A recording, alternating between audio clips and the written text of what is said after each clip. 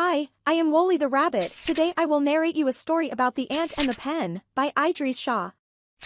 One day a lone ant strayed across a piece of paper and saw a pen writing in fine, black strokes. This remarkable thing, with a life of its own, cried the ant, making squiggles on this beautiful surface to such an extent, and with such energy that it is equal to the efforts of all the ants in the world, and the squiggles that it makes. These resemble ants. And not just one ant, but millions of ants, all running together. And the little ant was so excited that he rushed off to spread the news, passing on his ideas to the first ant that he saw. This second ant was just as thrilled by the squiggles and congratulated the bearer of the news for his discovery and for his powers of observation.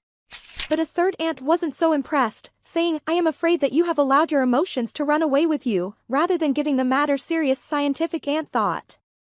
Luckily, now that you've drawn my attention to all these squiggles, I have also been studying the strange object that is making them. And through assiduous scientific, ant-based research, I can conclude that the pen is not working alone. Didn't you notice that the pen is actually attached to and surrounded by all sorts of other things? It is my scientific conclusion that these other objects are powering it. So whatever is supplying the power is responsible for these squiggles. And this is how the group of ants first discovered fingers." Scientific scrutiny is such that it wasn't long before another ant decided to extend the area of understanding. And wanting to explore the fingers further, he scrambled all over them.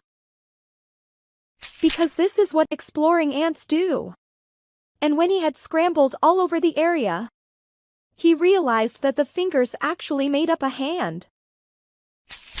And realizing this, he rushed off to spread the news, passing on his ideas to the first ant that he saw. This latest ant was equally thrilled by the description of the hand, and congratulated the bearer of the news for his discovery and for his powers of ant observation. As time went by, ant after ant set out to extend the boundaries of the ant's understanding. One ant discovered that the hand was attached to an arm. Another discovered that the arm was attached to a body. Another discovered that there were in fact two hands.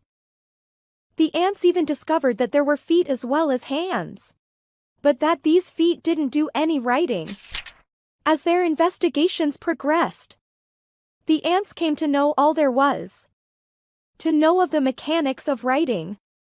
But because these investigations were based purely on the scientific, the ants never came to understand anything of the actual writing itself. So after all this time, if you were to ask an ant to read a word, or what message a squiggle is attempting to communicate, it would simply look at you blankly and tell you that you had completely missed the point of thorough, ant-based research. Bye. The end.